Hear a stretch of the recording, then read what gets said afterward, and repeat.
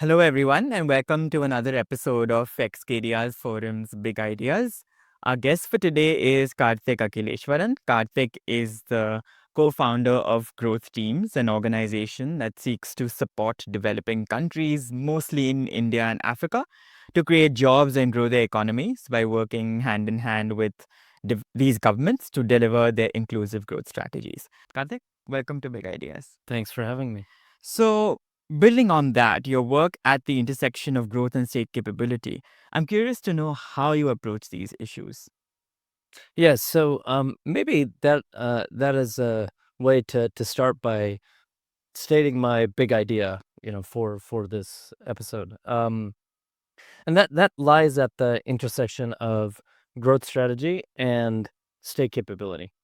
So essentially what I feel, and my colleagues and others feel is that to give better guidance to policymakers on how to grow and diversify their economies, we need to combine sort of a couple of different key elements, both on the technical side and on sort of the doing side, you could say. So, one is we need to take a differential diagnostic approach to analyzing growth, and I'll say more about what I mean by that later on. And we need to combine that with a problem-focused, iterative approach to building state capability that doesn't try to uh, exceed by too much the current sort of level of state capabilities in a particular place. So that's sort of the big idea that I wanted to talk about today. Awesome. So, building on that, how did your past growth experiences in rich and late industrializing countries, so the US and South Koreas of the world, differ from growth in the today's developing countries? We see a lot of jargon thrown around that, oh, countries should follow. Sometimes it was the Western model, sometimes it's China model, but there are issues for developing countries today to follow that. So, love to hear your thoughts on that. Yeah. Yeah, so I think this is a good starting point because it forces us to look at empirically how growth has actually happened in these different sets of countries and what how that can shed light on sort of what uh, growth advice and strategy needs to look like. So in today's high income countries, um, growth was more or less steady over a long period of time. So if you take the US grew roughly at an average of 2% for the entire 20th century, something of that sort. And so, there's this famous chart, that shows the US sort of GDP, right? And it's basically just a flat, not flat, but it's a steady growing line, with a couple of blips here and there. Yeah. One for the Great Depression, of course, but it soon after that returned to a trend, right? Another good fact on this front is that if you um, if you look at Denmark and you take its trend growth from say the early 1890s to the early 1900s, okay, and then you extrapolate that trend growth until say the 2010. Mhm. Um, and then you compare that number to um, to Denmark's actual GDP, GDP per capita today, you'll get within something like 3% deviation, which is remarkably small, just extrapolating a 10-year period growth trend out for 100 more years. So bottom line, in high income countries today, uh, their growth experiences were reasonably steady. We cannot say the same about today's developing countries. So, growth today in developing countries, as it has been for many decades now, is episodic. So, there are growth accelerations and there are growth decelerations. So, there's much higher volatility, right? And so, accelerations, there are many examples that we can look at. China perhaps being the most prominent one, but even India, like you know, there were sort of two major growth accelerations since 1991. One in the mid 1990s, another in the 2000s, right? And we have some reasonable explanations why that is. Likewise, decelerations. The classic examples are Afghanistan or Iraq, right?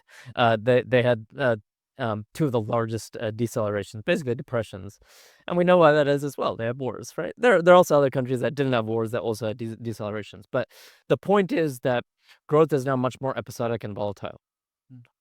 Um, right. So that's an important starting point to jump off from when we think about growth advice and strategy, because I think what that implies, and I'll come to that next, is we can't necessarily say that all places, all countries should just sort of follow the same recipe to get growth. It's interesting. I think even so, I like to understand a little more on why why has there been this change? Why is growth a lot more non-linear, if you want to put it that way, in the way that why was the US and Denmark able to grow so steady for so long? And of course, building on that, as you were talking about, what are the implications now for the advice we give to these countries when it comes to their growth strategy? Yeah, exactly. So, um, in terms of that last point that you meant, the first point I'll just say one or two things briefly.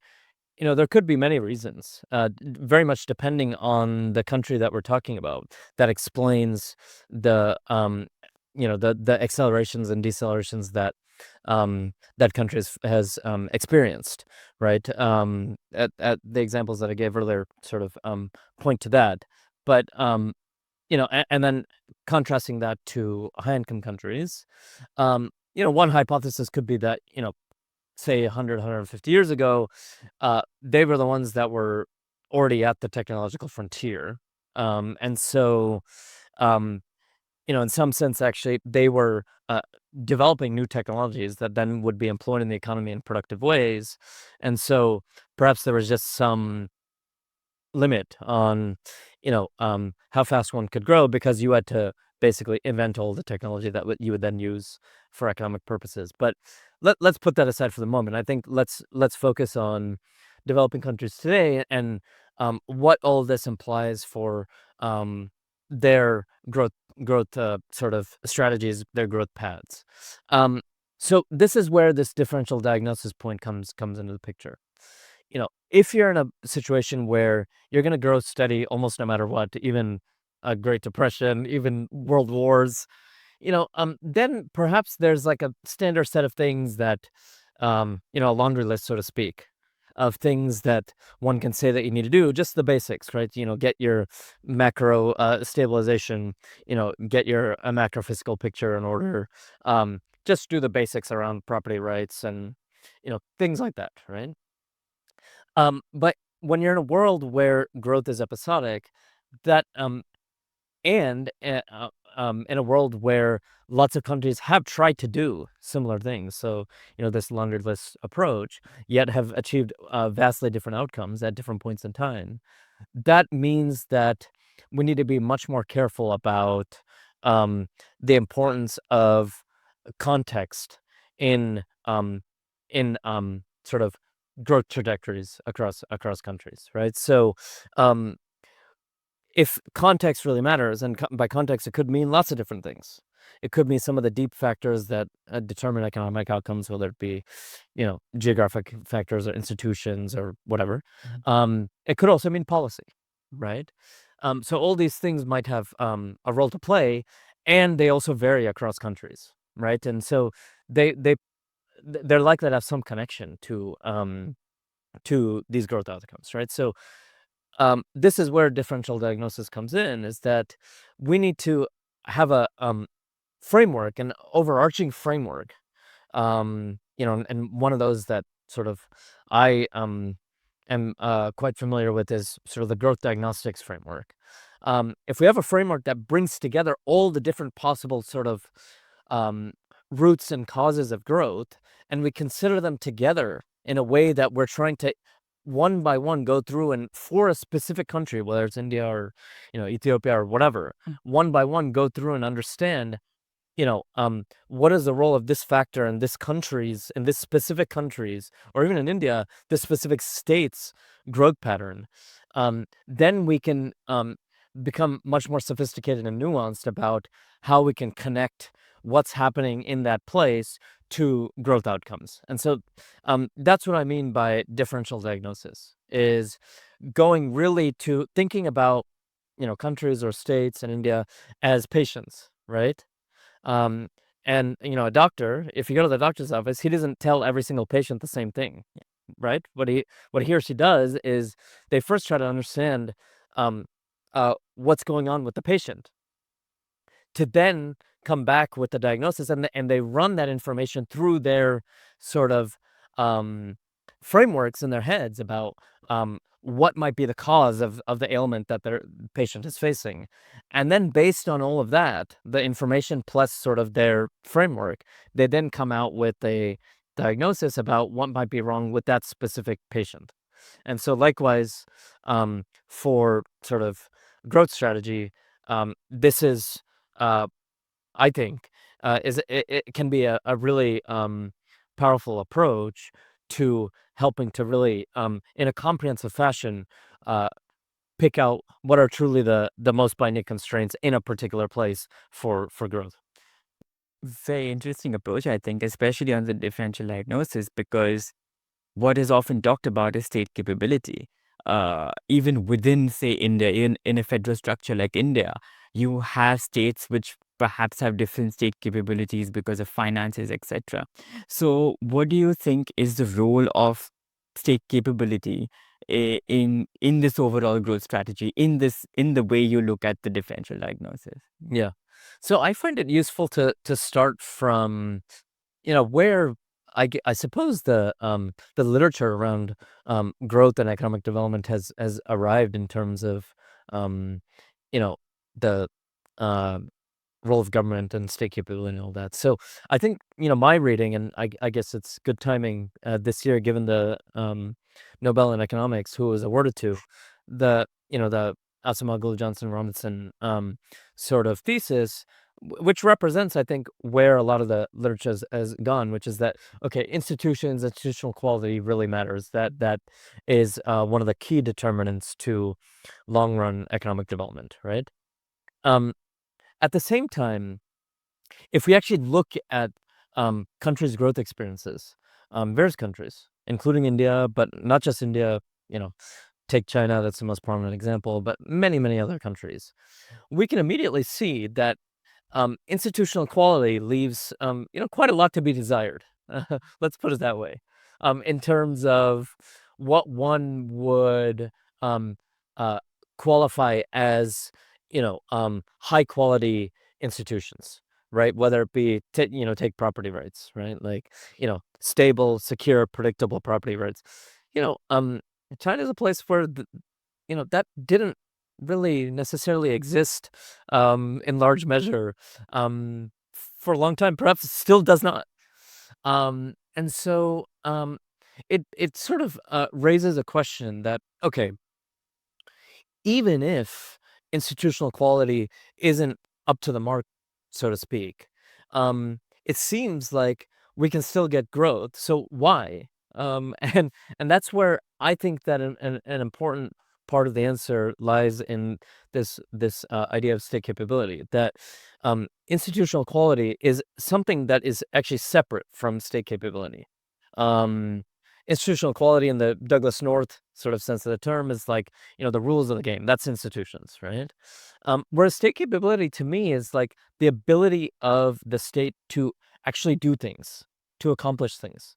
Um, and if we think about state capability through that lens, um, there, as I was alluding to before, there have been many, many cases where um, there's been good enough governance or good enough state capability to get the growth process going, to ignite growth, right?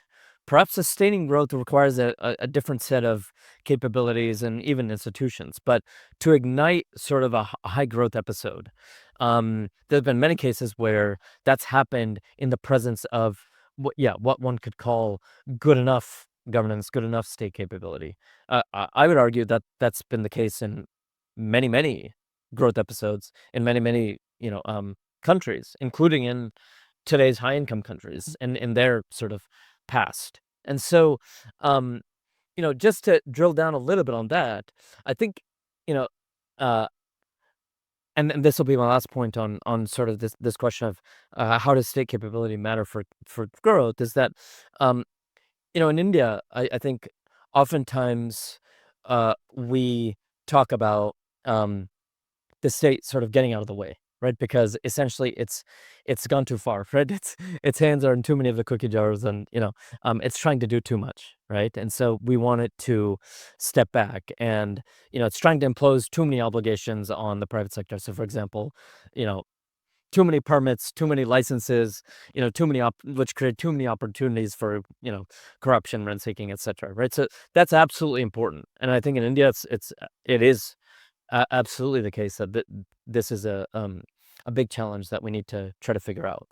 Um, so that's one sort of aspect of state capability, right? Is that, like, you know narrowing down on the specific things that the state should do, and then, like, pulling back from the things that it shouldn't be doing. But there's also, the flip side is, in Tyler Cowen famously coined this term state capacity libertarianism, right? Which is, the state should also do some stuff, right? So beyond just imposing obligations on the private sector, it also needs to actually deliver some things so that the private sector can operate more effectively, right? So those are typically things that we think about as public goods, right? But there's things like all sorts of market failures that happen in the economy um, that the government could, in theory, think about, doing things about. So not just like pulling back, but actually trying to reorient its role, right? Whether it be trying to solve information frictions or information failures, or coordination failures. So maybe some investments aren't happening because other investments need to also take place simultaneously. And so there's all sorts of failures like that where we at least need to think about, okay, um, the sort of what you call the positive role for the state in actually proactively doing something, um, and whether and how it should actually sort of play that role on top of the sort of pulling back and not imposing so many obligations on the private sector. So I'll stop there on that point, and we can continue further. We talked a lot about the way, sort of how state capability matters. But as you mentioned earlier, every country has a different context, and it has a different sort of capability to grow. So, what is some practical advice you could give to enable such growth, especially in developing countries? Yeah. So on this point about institutions, I think one way to think about it is that we need to do these, fundamental institutional reforms, right? So that the institutions that are there in the economy are actually doing the things that the state should be doing, right? Providing predictability around rules and regulations around property rights, etc. Right? But I think we live in a second best world, and so at best, so institutional reform is very difficult. As we know in India, we're always sort of trying to think about that and always trying to advocate for those things, but it's very difficult.